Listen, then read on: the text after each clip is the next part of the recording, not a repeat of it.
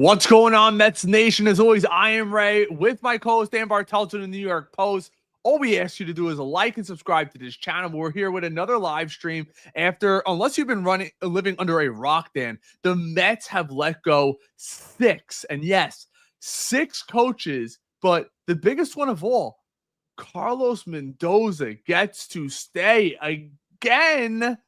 When I think about this, Dan, he should be the number one on the list to go, but the Mets have a ton of coaching vacancies. We can get to some of them as we go.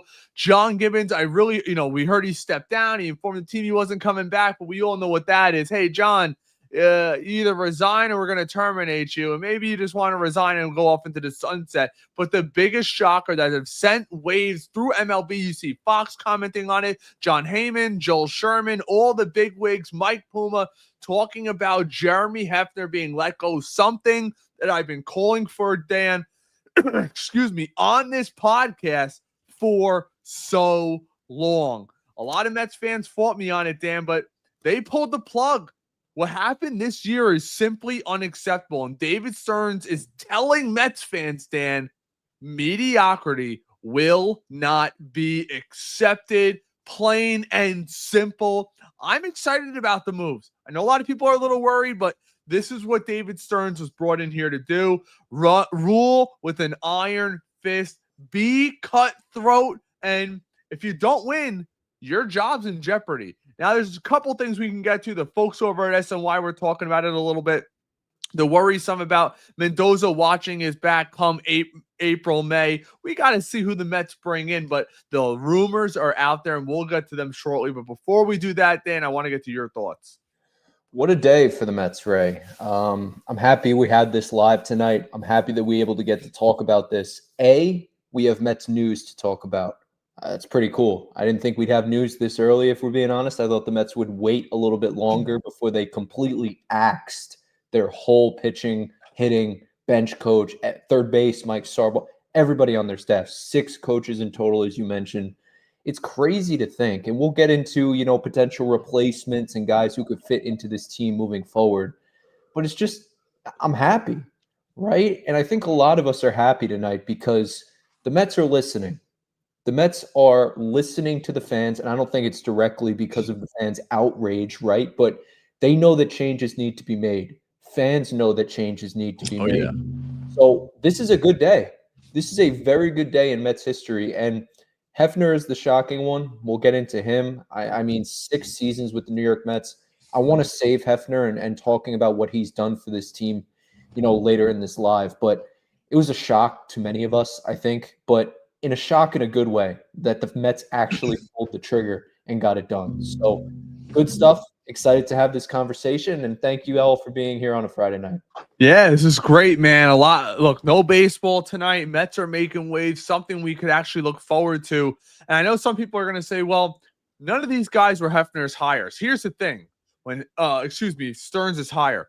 When David Stearns hires Carlos Mendoza, all of these guys, believe me, had the green light to be terminated by David Stearns. Hefner, yeah, he's supposedly world-renowned, but look, the team walks a million people. It's been that way from the beginning. And yes, it's nice to see a reclamation project in Sean Manaea and Griffin Canning. Good stories, Luis Severino. But I also wonder this too, Dan. How much of that is Hefner and how much of it is the so-called pitching lab and the analytics the Mets are doing? Because everybody's so quick to say, well, this is all Hefner. You guys let go of Hefner, a guy who, is world-renowned and everybody likes him. The next Dave Duncan, dare I say. And I'm not totally sold on that. It'll be interesting to see who they bring in, but this is a desirable job. Some fans out there saying, well, I don't know if this is a desirable job because Steve Cohen and David Stearns may be so quick to pull the plug. Here's why it's a desirable job. If you're a young pitching coach, you not only already have a staff of veteran guys, there's a high possibility. The Mets may not just add one stud pitcher, they may add 2. And you look at the young guys they already have between McClain, Sproat, Tung, Christian Scott, Santucci, all these guys they're potentially bringing up coming off the IL. It's got to be an exciting job. Also, you know they're going to spend in the bullpen. We'll see what happens with Edwin Diaz. But at the end of the day, it's a desirable position, especially when we're talking about the hitting coach. Now, I'm going to throw a name out there. I've heard every Met fan under the sun talk about it. I don't think it's happening because I personally think guys who are typically coaches, we always talk about saying, well, they're never the great players. You notice that? It's the Craig Counsell. It's, those types of guys. It's very rarely the great player because the great players already made tens of millions, if not hundreds of millions of dollars. And a big name out there right now is JD Martinez. And another name, Carlos Beltran. Now, I'm not saying I'd be opposed to either or, but I also say this. Just because someone was a great hitter, Dan, does not mean they're a great coach. Look at the Jets with Aaron Glenn. I know it's a different sport, but we see it all over the place. So with Barry Bonds. All over the place. Just because you're a good player doesn't mean anything. Another sneaky player, a sneaky guy, and I don't know how he would mesh with the clubhouse, but I would like him more so than Beltran and JD Martinez. And I know I'm going to get a lot of flack, but I'm willing to put it out there. It's one thing you got to respect about us here. I wouldn't be surprised if a guy like Daniel Murphy gets an interview. He's already part of SNY. He's around the team, special instructor, former batting title guy, consistent hitter, pure hitter, went the opposite way, learned to hit with power. He went through all the steps. And another thing I would like to say, he is still young enough where he could connect with a lot of these guys, and a lot of these guys will respect him. He was in the league with a lot of these guys who are still in the league. So maybe, just maybe, and that's my hot take. I haven't seen anybody else put that name out there today. It's a name that I wanted to save for the show. Now, I haven't heard any reporters say that he might be on, potential. I know he's a Christian and supposedly was pushing that in the locker room and that whole shenanigans. I don't know. I wasn't there for that. I don't ask about that. I honestly don't care about that because that was when he was a player. But they care enough about him, Dan, to have him around this team. Don't be surprised if we hear Daniel Murphy gets an interview if they're going to be going the former player route. Yeah, it's interesting, right? Anytime that any coach or manager pushes certain politics or religious views, we saw this with Mark Jackson for my Knicks fans out there, right? A lot of people clamoring for him to be a potential head coach. It's tough when you're holding prayer service and try to, things of that nature. Not to say there's anything wrong with that. Hey, God bless the guy. Those are the kind of things that we, certainly frowned upon. A lot of different ways to go about this. Daniel Murphy would be a great hitting coach. We'll start with hitting coach Ray. Sure. We'll address that first. There's a couple names, right? Obviously, Daniel Murphy, as you mentioned. I'm sure he gets an interview. I wouldn't be surprised. I think he's earned it.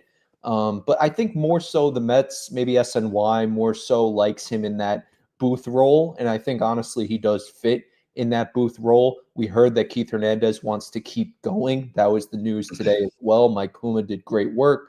And I think Keith Hernandez wants to hang on a couple more years, but eventually you need a replacement for him. So maybe that's Daniel Murphy on the hitting side. Obviously, it's not Keith Hernandez. We all understand that, but it's someone worth considering. But in terms of a hitting coach, I think this team, that was the one thing that we looked at and said, this needs to change. What Eric Chavez did, we've talked about it, Ray, you and I. Yeah. It is so unprofessional to go on Instagram, to go on X, to be going back and forth with people that are just random people, you and I. That is so unprofessional. And I think that did play a part into why he did get axed at the end of the day. But also, let's be honest, that's underperforming from a hitting standpoint. You didn't do your job. And I think hitting coach in general on the topic is very overvalued. A lot of these guys have separate hitting coaches. At the end of the day, right? You see Alvarez gets sent down to AAA.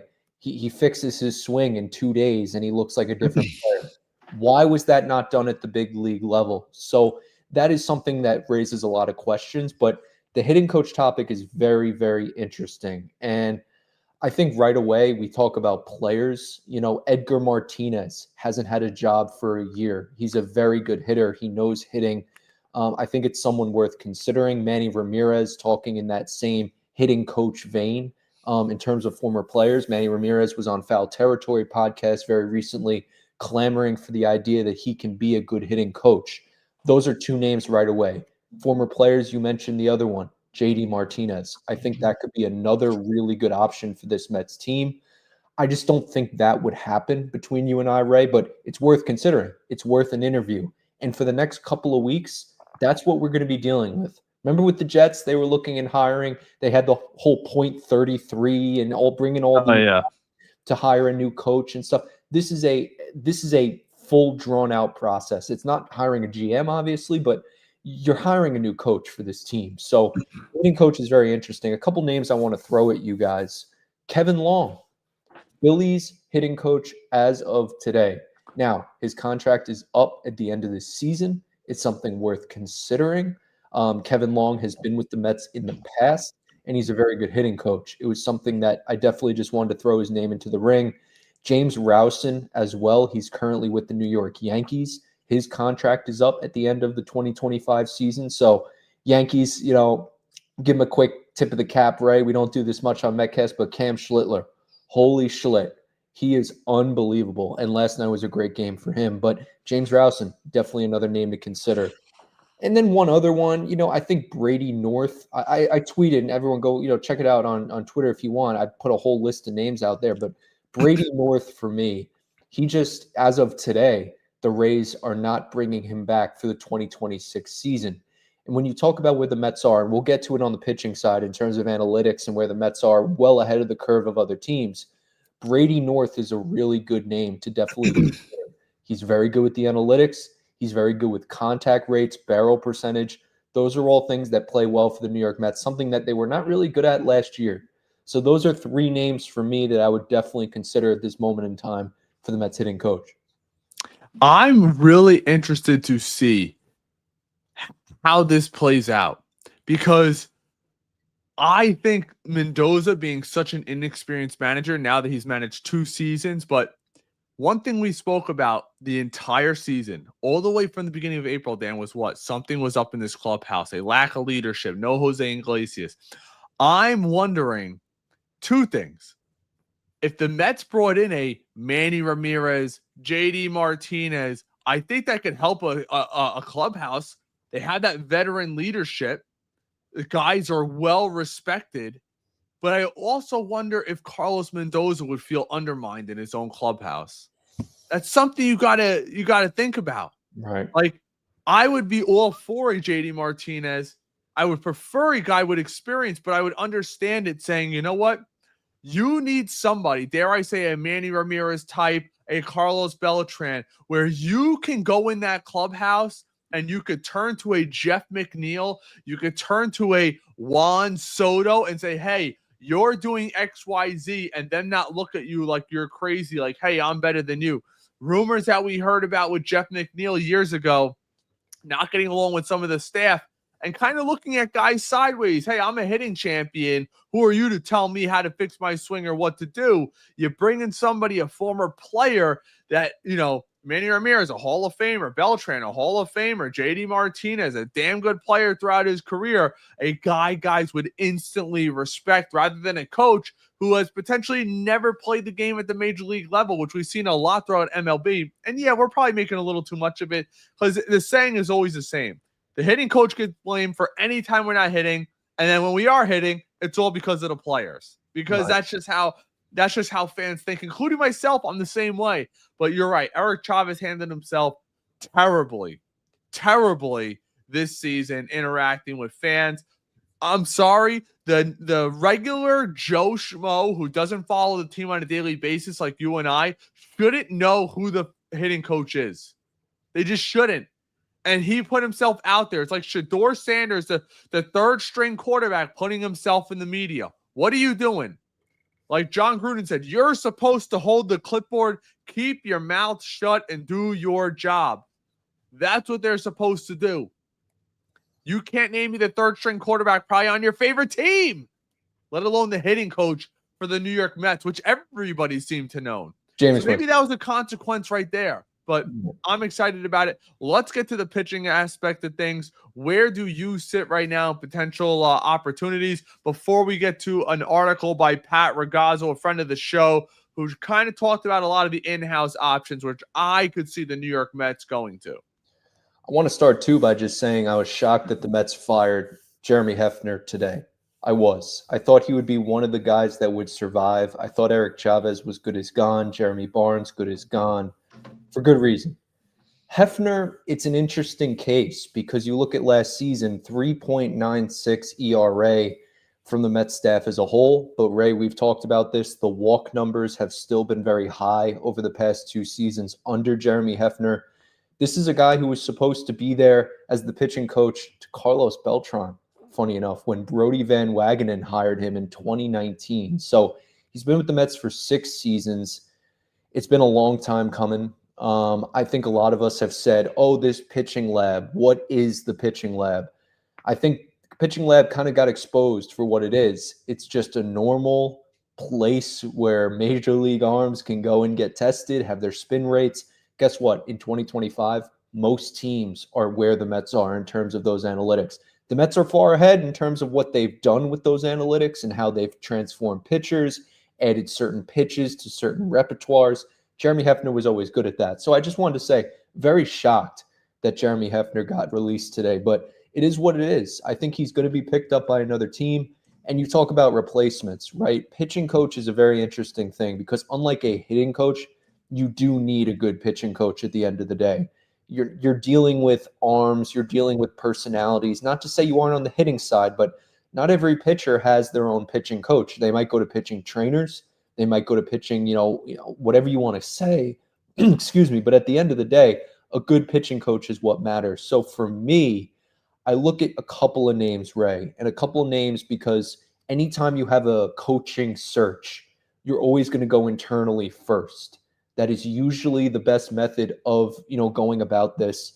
And AJ Sager is the name that comes to mind. He is the AAA pitching coach as we speak. He's done his dues, very similar to Carlos Mendoza, worked himself up the ranks. AJ Sager has worked himself up the ranks as well. He was with the Rumple Ponies for a couple seasons, and then he worked his way up to the Syracuse staff last season. Yeah. And I think he's earned his stripes because, A, Syracuse has done an amazing job on the pitching front. The pitchers that they've developed, we've seen that now at the major league level. Nolan McLean, Jonah Tom, Brandon Sproat, Keith Radd, the Mets radio broadcaster alongside Howie Rose, did an exclusive interview with AJ Sager, and he was just completely talking about the confidence of these guys, the pitches that they've developed over time, and the pitchers that they've developed over time. And Nolan McLean is probably the best case at this point. Funny enough, AJ Sager broke the news to Nolan McLean that he was going to be called up to the Major League. So I think AJ Sager, for me, is the lead candidate to take the pitching coach job. But there are a couple other ones. And the one that I do want to highlight, I don't want to bore anybody with all these names and their resumes. We can get into that in a separate video or a separate time. But sure. At this point, the other name for me is Jim Henderson of the Milwaukee Brewers. You have Casey Hook, who is now the main pitching coach over there. But Jim Henderson is a guy who has developed a connection to Stearns. That's number one. And I always look at those connections to David Stearns. Think about Craig Counsell last year and so on and so forth.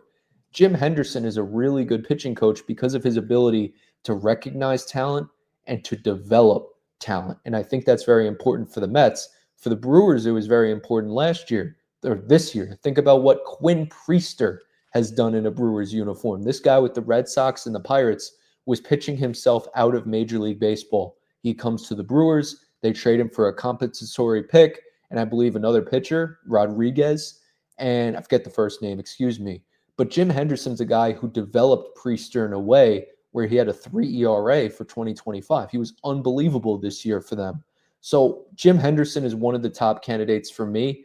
But truthfully, I do think it's going to be AJ Sager. But we'll see what happens. Pitching coach is very interesting, and it sucks for Jeremy Hefner, Ray, but it is what it is. This had to happen. You can't lead the league in walks 2 years in a row and expect to be brought back. Yeah, especially after the collapse of the second half. Now, what do you think about Mike Sarbaro being fired? Because when we talk about a guy of his caliber hitting infielding, excuse me, Brett Beatty really credited him for his advancement into this season, going from a minus defender to actually a plus defender. Looks smooth, throws on the run, barehanded throws, all this stuff, and he credits him, the Mets letting him go, but then retaining the first base coach, which Juan Soto kind of raved about. I wonder if Soto had any input on this about some of the guys that they're going to bring back, because I thought for sure he'd be brought back, maybe in a different capacity. I didn't think he was that good as a third base coach, but supposedly he is amongst the best in the league in fielding. And we saw the advancements this year with Beatty. Now you want to say, hey, well, Mark Vientos was subpar. The defense in general, you want to talk about run prevention. I guess it starts with defense. And maybe he's a guy where they said, you know what? If we're going to be one of the worst defending teams, or a poorer defending team than we were the year prior, we got to get rid of our defensive coach. But to me, I had kind of mixed feelings about that. I thought he could have been relocated to a different position, still dealt with the defense, just not have been the third base coach. Yeah, I think we talk about Sarball. He's a guy, remember, he didn't send Taylor in that big game for the Mets, and it cost the Mets in the end. And a lot of people looked at Sarball and saying, what are you doing? And at the end of the day, a third base coach, there's a lot of responsibility on his, part. He's watching the field. He's watching the players that are coming in. He's deciding, do they need to go? Do they need to stay? His contract was up anyway. Mike Puma had that today. I think at this point, the Mets just kind of said, all right, it's time. Like, we need to get someone else in here. At the end of the day, I don't really think a third base coach matters as much as a first base coach. And that's why Antoine Richardson is staying for the New York Mets. I don't think they've been caught since June or July. I could be wrong, but they've had a very long streak and a lot of success in 2025 with stealing bases. Think about what Juan Soto's done this year. He was close to a 40-40 season. I mean, the guy was unbelievable. And a lot of that is contributed to Antoine Richardson and what he's done for the New York Mets in the running game. Mike Sarball, it is what it is. He's had a great career. I think he's 56 years old, had a lot of time with the Cleveland Indians at the time. But it is what it is. I think a lot of today, and what are we sitting here on October 3rd, 2025, a lot of what we're seeing, Ray, is just a new change of mindset. It's just a new regime brought in. Mendy's going to pick his guys. And Mike Sarbaro, yeah, I think it was probably for the best. Could I have seen him being brought back? Sure. I don't think it was the end of the world, but it's those little decisions like not sending Taylor. I think there was a play too with Marte or Pete where they could have sent him. Those things boil up over time. They cost the Mets runs and they cost the Mets games. And that ended up being what happened. So sucks for Mike Sarbaro, definitely. I think too, really quick before I pass it back to you, Ray, like they were talking about it on BT and Sal today, and nobody listens to the fan anymore. I do, and I appreciate So do I. Yeah, right. And they were kind of talking about it from the human side of it, right? Like, we never think about these things. And these coaches aren't making millions of dollars. They're making a couple $100,000. They're doing well for themselves, don't get me wrong. But now they're being out of a job. They're going back to their families today saying, hey, if I don't get scooped up by another major league team, I might have to go bag groceries at ShopRite for a living. Like, this is kind of what we're dealing with at this point. So it sucks for Mike Sarbaro, but it was probably the right decision in the end. A couple names I keep seeing pop up, both of them who I do not want. I respect one way more than the other. Don Mattingly, terrible manager. For everyone I ever spoke to, terrible manager. Look, when you're that talented, you get wins. You go to Florida, you don't. And Ron Washington, respect the hell out of Ron Washington, but he's going to be 74 in April. I think this staff needs to get younger. It needs to be more relatable. And one thing this team lacked all season long, Dan, was energy. Who in this clubhouse is going to bring the energy? And you need coaches to do that as well. You have a bunch of, for a lack of a better term, a bunch of older guys in their 70s outside of Mendoza. Doesn't help. That's why I think they might look internal. Now, you saw also the assistant pitching coach. He got permission to start to look other places and take interviews, but I think they'd be open to potentially bringing him back. And then you look at, I was going over Pat Ragazzo's article, a lot of in-house options. Who's the AAA manager? His name is escaping my head. I seen him earlier today. But they Yeah, said he's going to end up getting probably an interview right. for the bench Well, coach position. you mentioned Jeff Albert too for the hitting coach, but I forget who. Yeah. Okay, well, there's a lot to talk about there. And one thing I don't want to drag out. Look, the Mets did it right away. You get a jump on it. This should not drag out into free agency. Dick Scott. Say it again. Dick Scott. Is that AJ? Dick Scott's the manager of Syracuse, but I'm not So it sure. might be the name's escaping me. So it's not him, not the guy that I heard. Okay. But I will say this.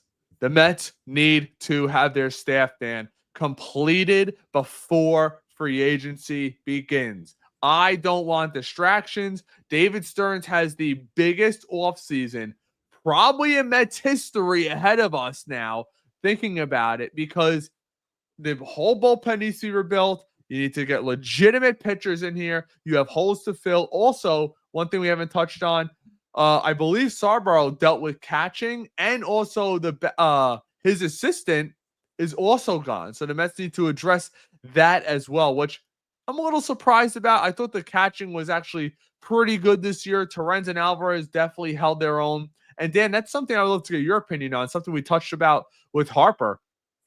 The Mets need to address this backup catching role. You almost have to have a backup that could start an entire season, because what is your confidence level Alvy's going to be healthy the entire season? Something we were talking about for a while now. It's not high. And Glenn Sherlock stepped down a couple days ago. That's who it was. He's going to be retiring.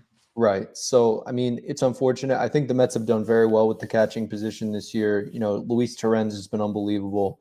Francisco Alvarez, in the short stint that he was here, he was very good for the Mets. The defense, still something to be desired, but still a very good player. Hayden Sanger, still very good player. So, catching's interesting. I just think, too, with the bench coach stuff, Ray, like Ron Washington would be a name I'd probably definitely consider. You just don't want to hire anybody, from Mendy's standpoint, because this is a collaborative effort, right? You have Stearns and Mendoza working together to hire a new staff. This isn't just Stearns picking his guys and saying, Mendy, you got to figure this out on your own. Mendy has a real factor in these decisions.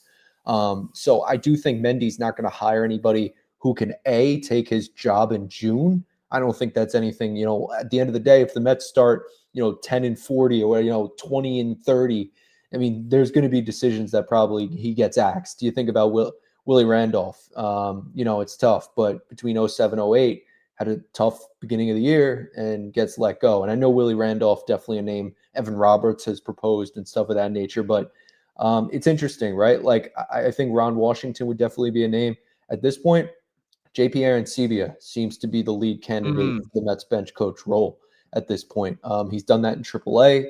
He knows these players. That's what I was looking for. Yeah, he's a very good candidate to definitely consider at this point. He's probably the lead candidate at this point. So, just Mets fans at home, keep these names in your back pocket. I know everybody wants Mendoza fired. I know everybody wants Stearns, fired, but just trust the process, trust that they'll make the right decisions, and I think that they will at the end of the day. All right, guys, we're going to get to some of your comments and questions. Be sure, if you're still liking this, watching this, to give us a like over there on Facebook and YouTube. Helps out the channel so much. We got several guests lined up. We had John Harper last night. Spoke with Joe DeMaio yesterday. He'll be coming on shortly. Pat Ragazzo from SII is going to be coming on shortly. Going to work on getting Puma back on here, and several other guests. So if you want to be locked in and guaranteed to get your questions and comments read by them, be sure to become a member over on YouTube. And then with that, we'll start off with one of our members. Andre, what's going on, brother? Most of these coaches let go weren't Stearns hires, including Hefner. I get that point, Dan, but I always say this. Once you hire them back, they become yours. It's almost as like saying the Giants, Daniel Jones wasn't, the coaching staff and general manager's quarterback, but you gave them a contract when you didn't need to. So right. I don't know what you think about that. Yeah, no, it's true. I'm sure the Mets probably wanted to go separate ways with some of these guys, and we just never knew about it, but they finally got the opportunity. The Mets gave them a reason because they were so bad this year, and they made the right decision in the end. We got this from GW. After a year like that, you got to clean house. Now it'll all be Stearns guys. Again, I still think they all are Stearns guys. I feel like Stearns is able to get a pass because of this. He hired Mendy and he decided to keep Hefner. He did not have to. That was not being forced on him. Steve would have paid off all these contracts and given him whatever he wanted. Right. Andre says, not surprised with the timing. Stearns said they would decide on coaches by the end of the week, and it's happened quick. Daniel says, JD hire a must. I don't totally disagree with you. I don't think it's an absolute, but somebody of his caliber, a guy who can command respect in a locker room. Renee says, what's up, guys? Do you think Mendoza will be able to pick his own coaching staff for 2026? I think it's going to be a mixed bag. That's my opinion, Dan. I think they're going to consult on every single decision that they make because a lot of this is going to be analytically driven as well. I think Mendy has a big part in this decision. I'd say it's 60-40. Carlos Mendoza has a say versus David Stearns. People think it's 50-50. People think it's 60-40 in favor of Stearns. I think it's 60-40 in favor of Mendoza. And I think this decision also kind of tells us that Carlos Mendoza is going to be here for a very long time. And again, we have to see how 2026 goes out of the gate. Don't get me wrong. Nothing is for certain. But if you're keeping Mendoza and basically sending everybody else away, it kind of shows that Mendy's the guy. They just want to surround him with better coaches. Frank says, what about Daniel Murphy? Frank, if you want to, when we're done here, be sure to cycle back. We actually did extensively talk about Daniel Murphy. He's a guy I think deserves an interview if he wants it. Some people say he doesn't want it, but I think him being in the booth all the time tells you he's got the itch. He wants to be a part of this organization. That's just my opinion. Yeah, I agree. Brad says it was time change was needed. Sean says, I hope the Mets have a better 2026. They need better pitchers, less questionable pitchers, fairer games umped, and impartial to both teams. I don't get on the umps. I just don't. I refuse to. You're going to have the replay system. It's coming.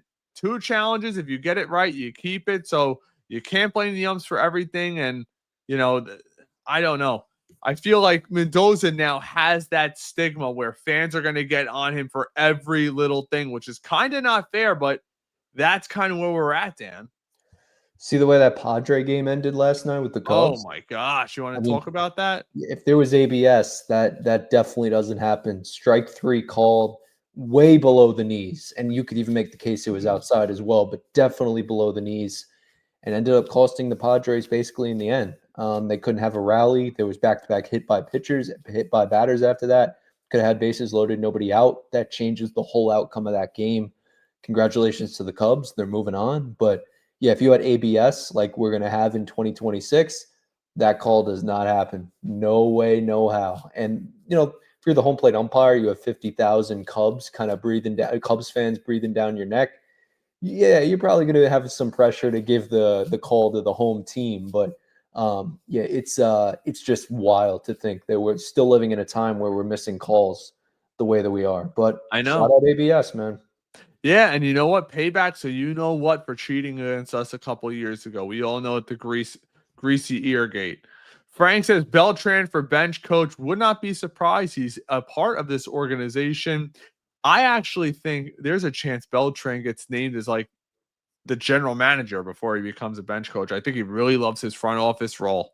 I really do. Be taking a demotion basically to be a bench coach or a hitting coach. I just don't see it.